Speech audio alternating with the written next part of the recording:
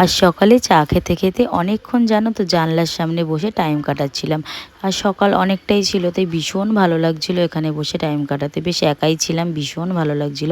আর আজই জানো তো আমরা বাড়ি চলে যাচ্ছি, এই একটু পরে খেয়ে দিয়ে রেডি হয়ে বাড়ি চলে যাব। আর তারপর তো আমরা রেডি হয়ে বেরিয়ে পড়লাম বাড়ি যাওয়ার জন্য। আর আজ জানো তো অনেকটাই সকালে আমাদের বেরোনোর কথা ছিল, কিন্তু আমরা ওই বেরাতে পারিনি, কারণ সবাই ঘুমাচ্ছিল, সবাই অনেক লেট করে উঠেছিল, তাই আমাদের বেরাতে বেরাতে অনেকটাই লেট হয়ে গেছিল। আর আমরা তো একেবারে খাওয়া দাওয়া করেই বেরিয়েছিলাম, কারণ আমাদের বাড়ি যেতে যেতে অনেকটাই লেট হয়ে যাবে, ওই প্রায় দুপুর 2-3টে বেজে যাবে, তাই জন্য একেবারে খাওয়া দাওয়া করেই আমরা বেরিয়েছিলাম। তারপর তো এখানে টোটো করে আমরা চলে আসলাম স্টেশনে।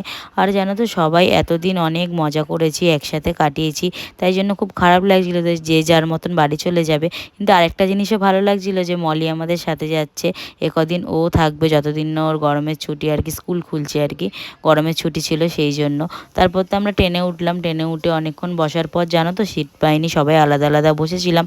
তারপর তো ওই ব্যান্ডেল আসার পর অনেকটাই ট্রেনটা ফাঁকা হয়ে গেছিলো।